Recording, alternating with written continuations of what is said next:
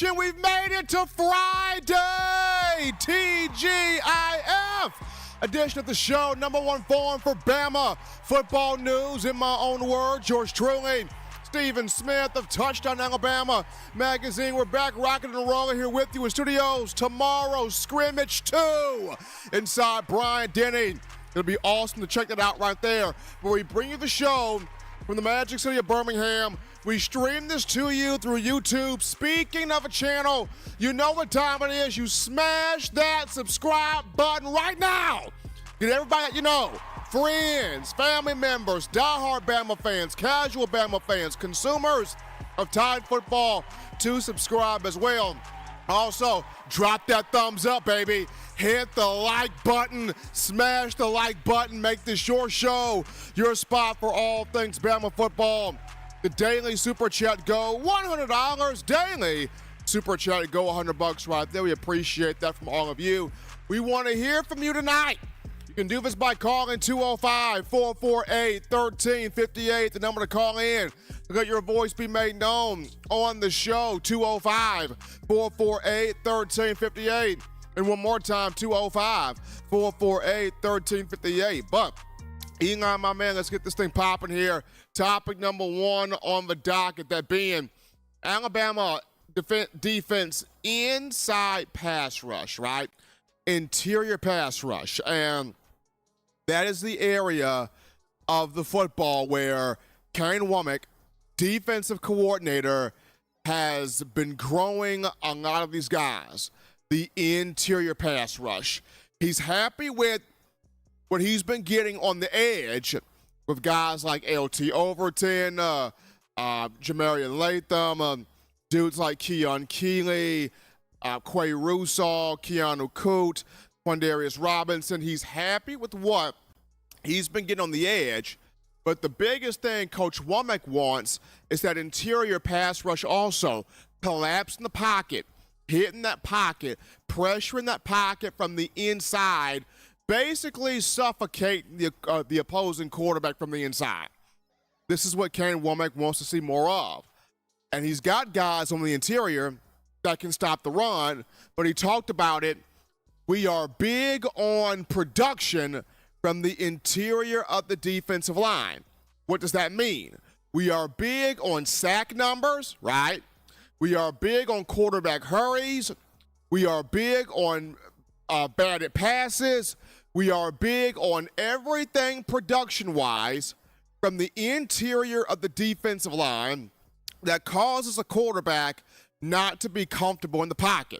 So this is Kane Womack. And two of the guys that he's growing in this interior pass rush that understand the challenge, that have bought into the challenge, but more importantly, they are prepared to be about their business, Jaheim Otis and Tim Keenan III. Both of these two young men have been on body transformations. We remember Jaheim Otis came into Alabama from Columbia, Mississippi. What was he, like 415 pounds? Jaheim was a big dude. Now, Otis is 325 pounds.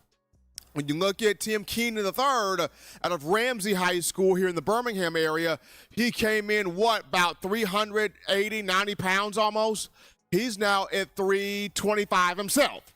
So you got both of these guys that have been on body transformations but are not just about stuffing the run this year.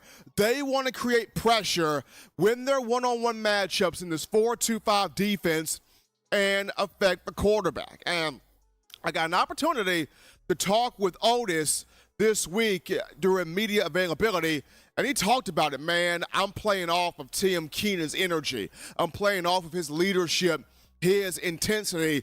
He has the mindset of he's going to get through the offensive line. Nobody can block him, and he can finish on the quarterback.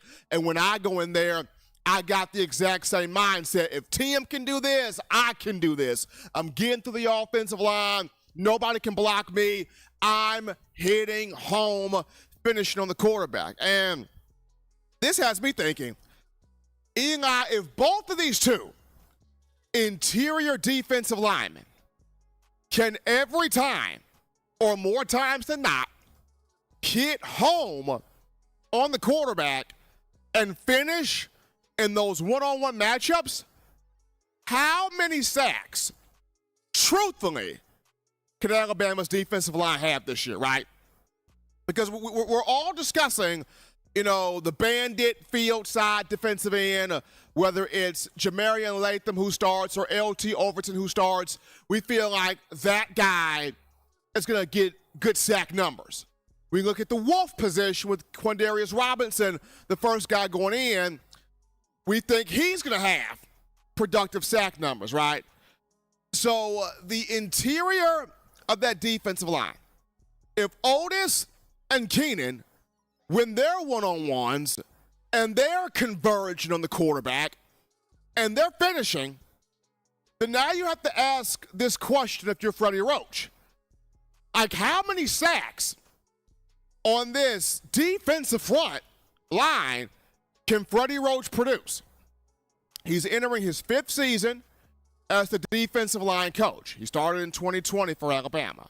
This is his 3rd coaching stint, with the program. Of course, he played linebacker at Alabama in the early 2000s. So we're asking ourselves the question, how many sacks on the defensive line will Freddie Roach be able to produce, especially if the interior of this front is able to complete finish plays on the quarterback? Because this is something that you, as Alabama fans, have been asking for, right? When are we going to get back to having that Daron Payne, that Dalvin Tomlinson, that Quinnen Williams, that Christian Barmore, that guy from the interior of the defensive line wreak absolute havoc? Now, Fadarian Mathis, Byron Young, those guys are pretty good also. But when you talk about Bama at the prime, when you're looking at guys like a Terrence Cody, a Marcel Darius, guys like a Jaron Reed, a Sean Robinson, and guys like, once again, the Daron Paynes, the Quinnen Williams, the Christian Barmores, those guys that feasted from the interior of a defensive line. So Keenan and Otis, they got to finish on the quarterback. They got to win those one-on-one matchups, and both of those two are keen in trying to do that in this upcoming season, starting off here with scrimmage 2 this weekend. But we take our first break here on the show. Don't touch that dial. We're just getting you started here on a Friday. When we get back, we go to the phone lines to grab your calls, your thoughts, your conversations.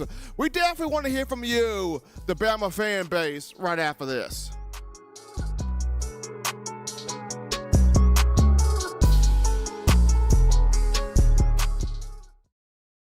TDA Plus is the all-new Ultimate Alabama Football Package, perfect for any Alabama football fan. Not only do you get subscriber-only articles where you can stay up to date on everything that's going on with Alabama football, you also get our brand new video hub that features many podcasts and shows, including Steven's Report with Stephen M. Smith. With over 15 years of covering Alabama football, you get trusted information as Stephen goes in person to see the team come back and break down to you what he saw live in person. You also get the Way It Is podcast with Stephen M. Smith, where he tells never-heard-before stories and crazy situations that happened during his 15-year tenure of covering Alabama football. You also get Justin and Dex, where they break down recruits like you've never seen it before, with exclusive behind-the-scenes information and exclusive interviews with recruits. You also get Justin's Recruiting Bites with Justin Smith, where you get the best up-close and personal recruiting information and even talks to you while he's on the road going to recruiting events. Alabama fans, you don't want to miss this huge offer for a jam-packed experience for only $7.95 per month. Visit touchdownalabama.com and become a TDA Plus member today.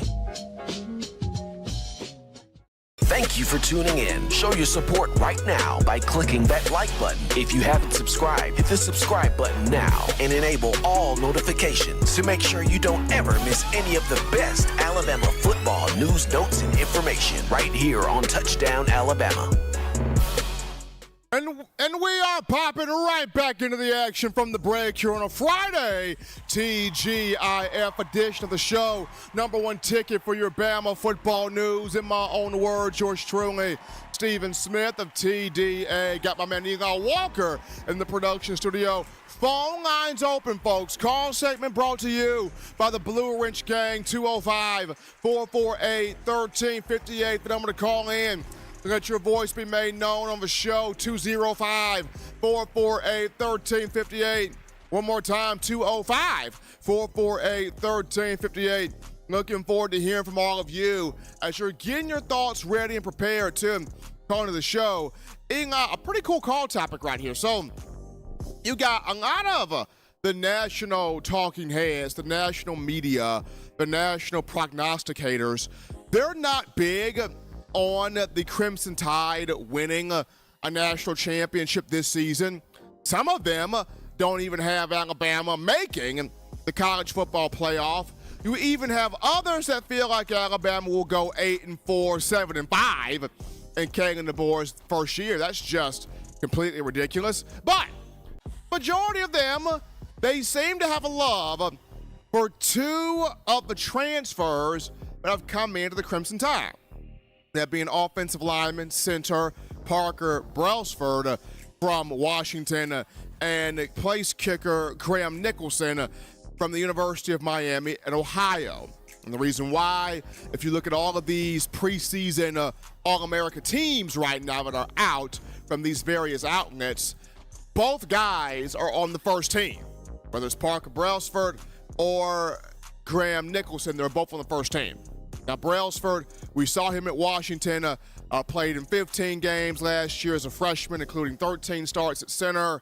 He anchored the Huskies' offensive line to win the Joe Moore Award. And he also assisted Washington to a Pac-12 championship in its final season in the Pac-12 as the Huskies are now in the Big Ten. He also assisted Washington to a berth in the college football playoff national championship game against Michigan. For Graham Nicholson, he made 25 of 27 field goals last season, 35 of 37 extra points, was a consensus All-American, was Special Teams Player of the Year for the Mid-American Conference, that being the MAC. He also won First Team All-MAC. So these two guys are both on these preseason All-America teams as first-team honorees, getting that first-team recognition. A lot of you as Alabama fans looking forward to seeing Brailsford snap the ball perfectly all the time.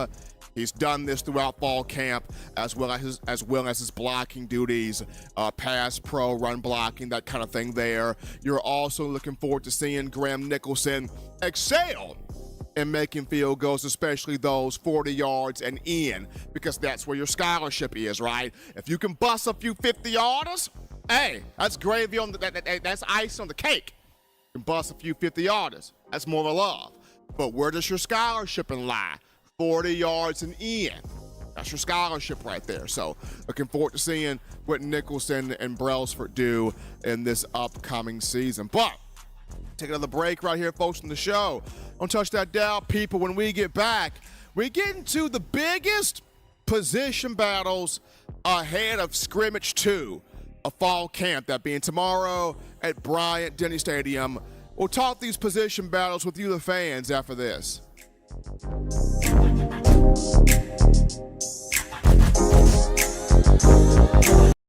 We're out here at Alumni Hall in Tuscaloosa.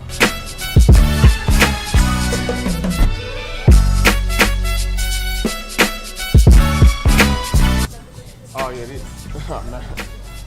Gotta get this. Gotta get one of these right here. Can't rock that Bama without this shirt right here, fresh polo. You gotta also rock the all pink, like Kanye West right there. Keychains, gotta get you some keychains. University of Alabama keychains.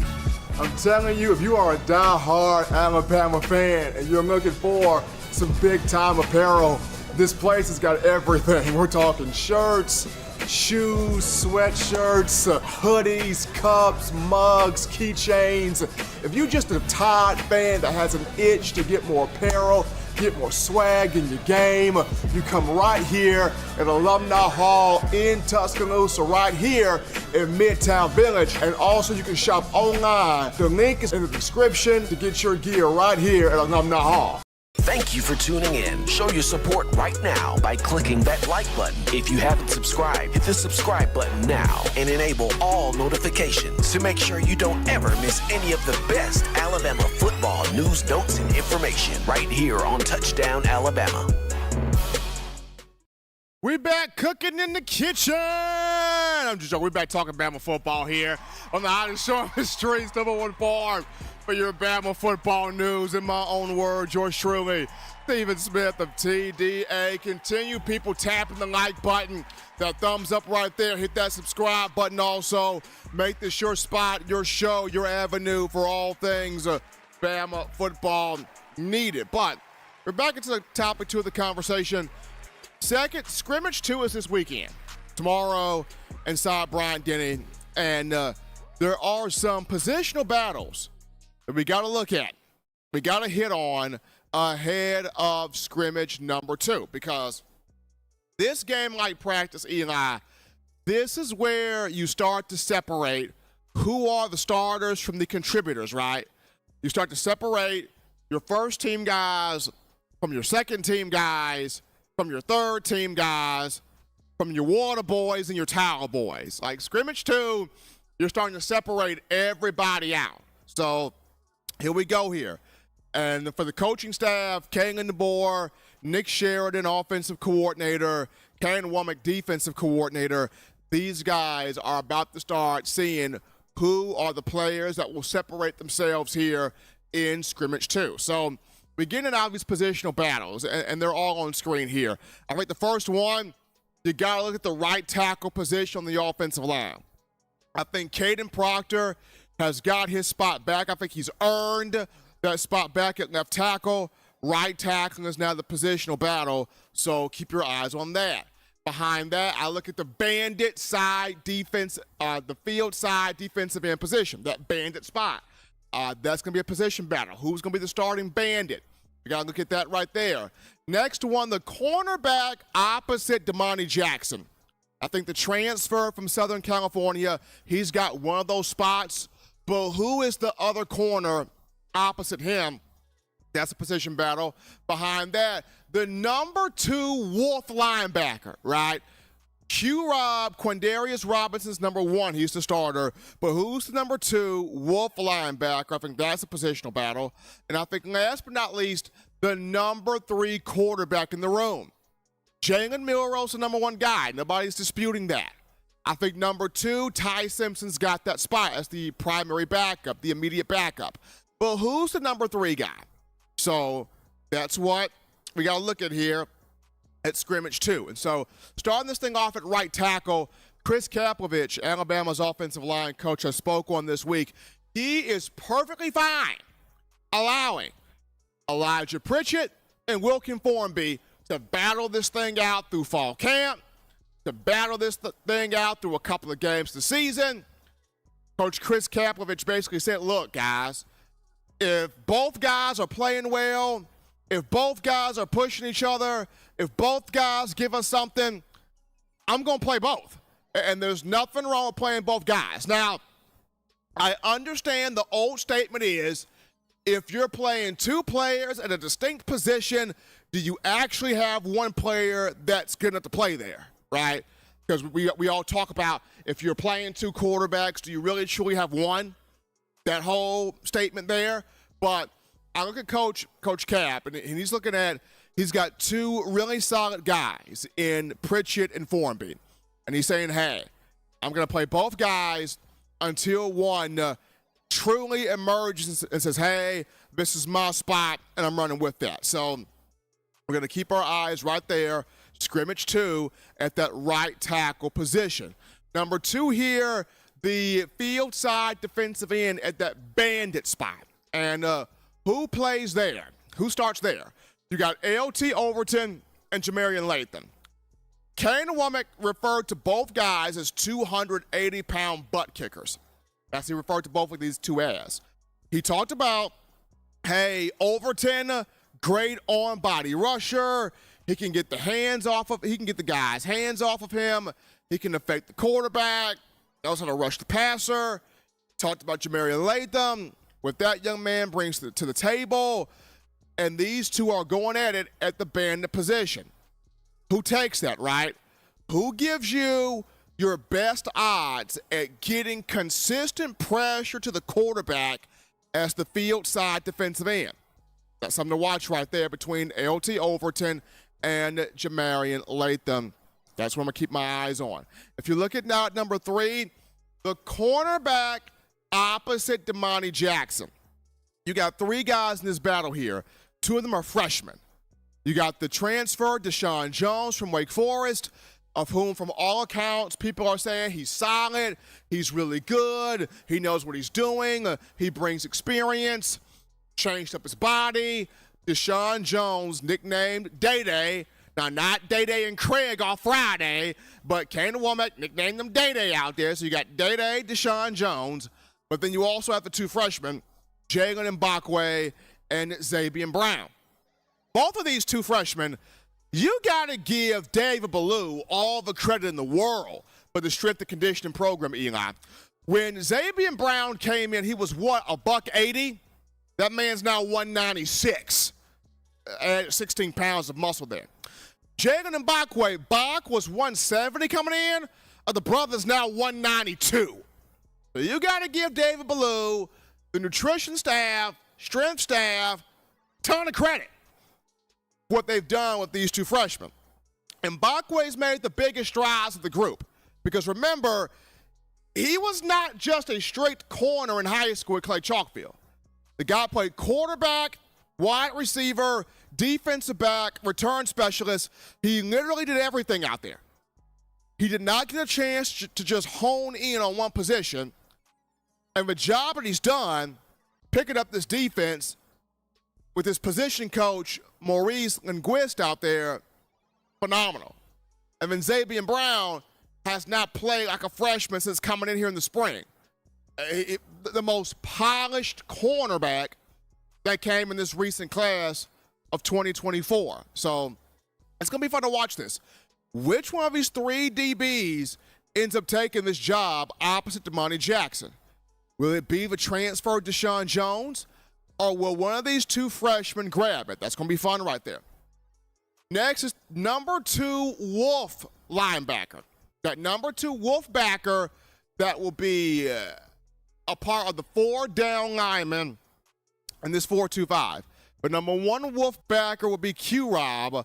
But I think the number 2 is going to come down to Keanu Coote and Quay Russaw. These 2 have been battling it out fall camp. Keanu Coote comes out there with explosive, edge rushing, speed, power, ability. Quay Russaw comes out there with that same thing, and he's violent also. Which one of these 2 becomes the guy that if Q-Rob has to come out for a breather, one of these 2 goes in, and it's absolutely no drop-off. It's still menacing. It's still death-defying. It's still, oh my gosh, that's a creature out there, and we can't block that dude. So, Keanu Coote, Quay Russaw, who becomes that number 2 Wolf linebacker. That's going to be something entertaining to watch there. And then last but not least, number 3 quarterback. We know what we're getting with Jalen Milroe. He's the top dog. He's number 1. We know what we're getting with Ty Simpson. That's the primary backup. But that number 3 guy, battle between Dylan Larnigan and Austin Mack. Both guys have very lively arms. Dylan Larnigan can throw a frozen rope out there. If we go back to 2023 spring practice, a lot of people were saying Dylan Larnigan's the best looking quarterback out there. If you go back to spring of 2023. Now you look at him and Austin Mack, and Mack can make some Patrick Mahomes off-platform throws out there. And in practice, there have been moments where Larnigan's been the number 3 guy, and there have been moments Mack has been the number 3 guy. So this scrimmage 2 will open up more of, okay, who's QB3 between these two guys? And that's going to be a very interesting detail to decipher as well. But those are just, for me, biggest positional battles going into scrimmage 2 of fall camp. We're going to take another break right here, folks. We'll touch that dial because when we get back, we return to the phone lines. We get your phone calls, your thoughts, your conversations. We definitely want to hear from all of you, the Bama Nation, right after this.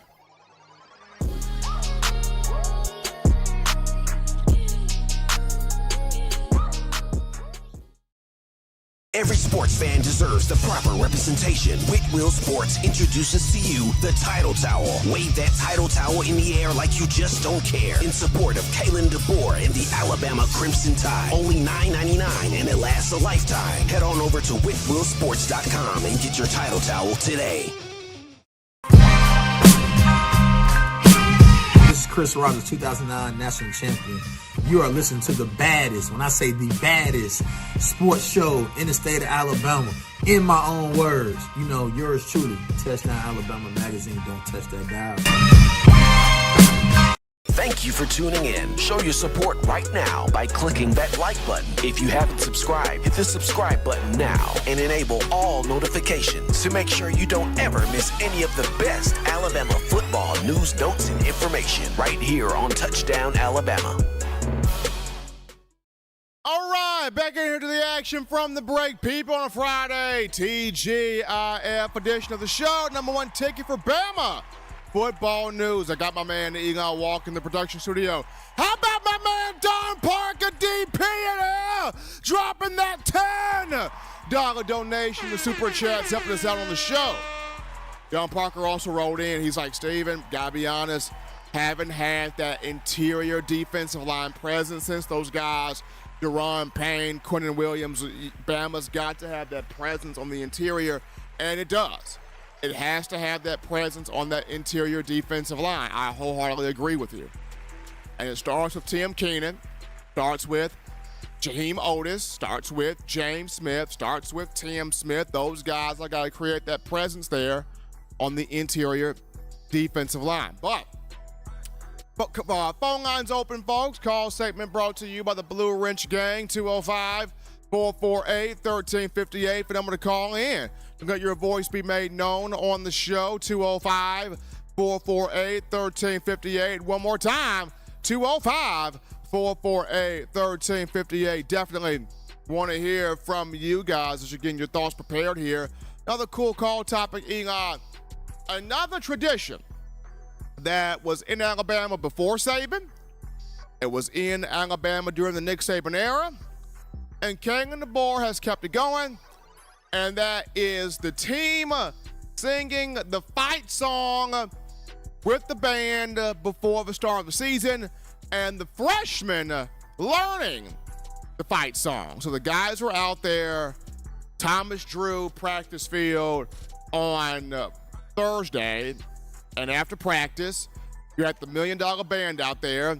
Everybody had their lyrics to Yeah, Alabama, the fight song. And all of the players were singing it.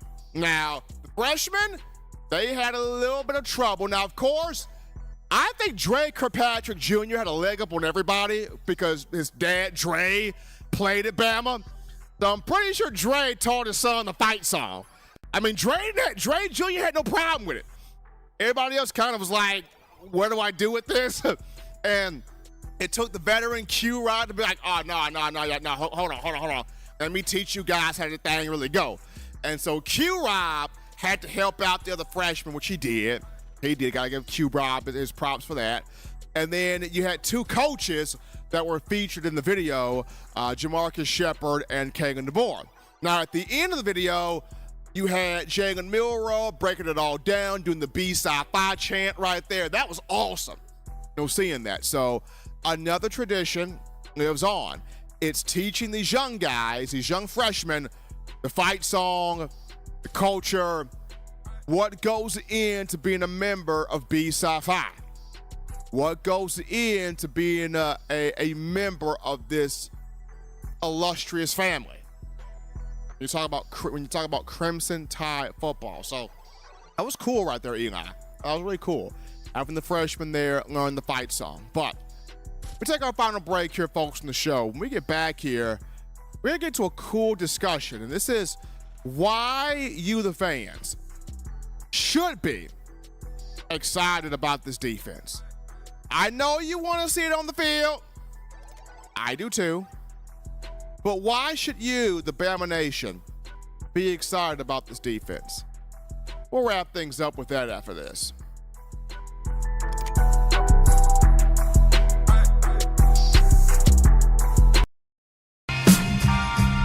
I'm Malachi Moore, and you're watching In My Own Words with Stephen M. Smith on Touchdown Alabama YouTube channel.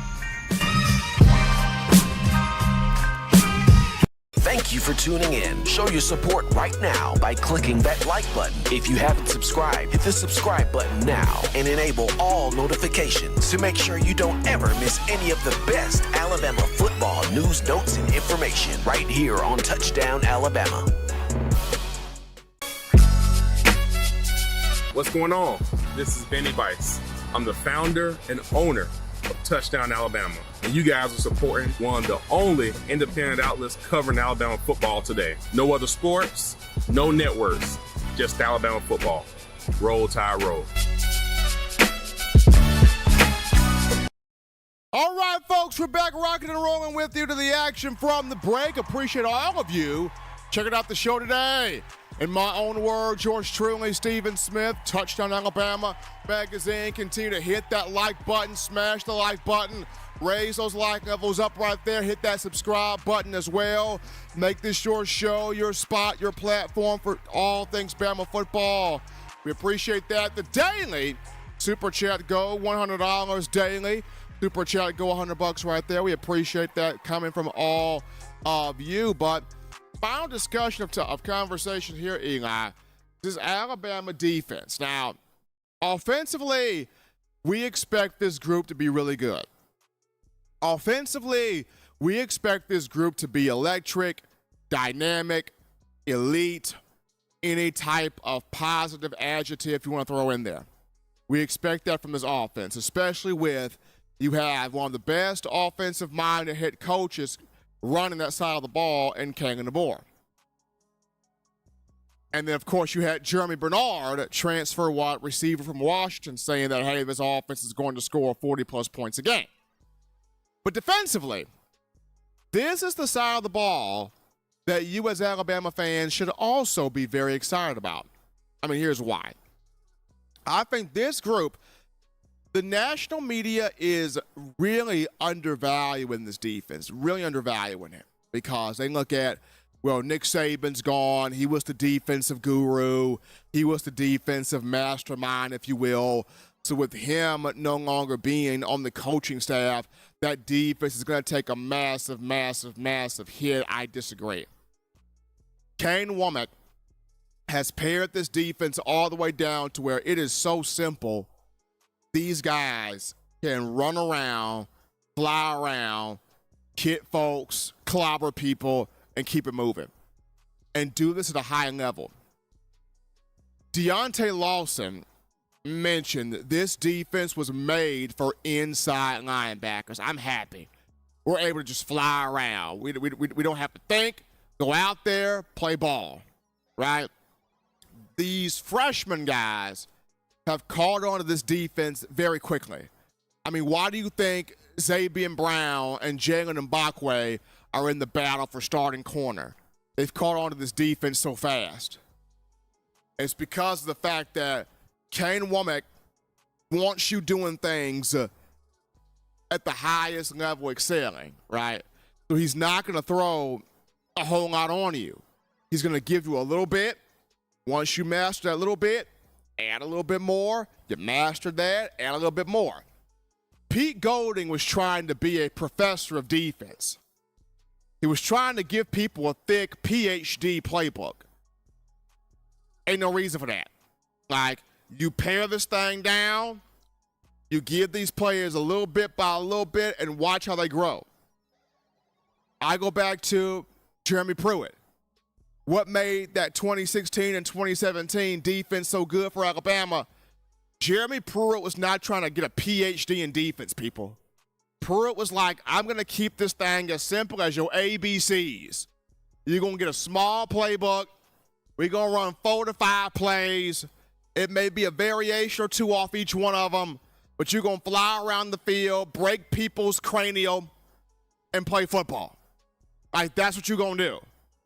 And that's why you saw the Reuben Fosters, the Tim Williamses, the Ryan Andersons, among others, have the success that they had.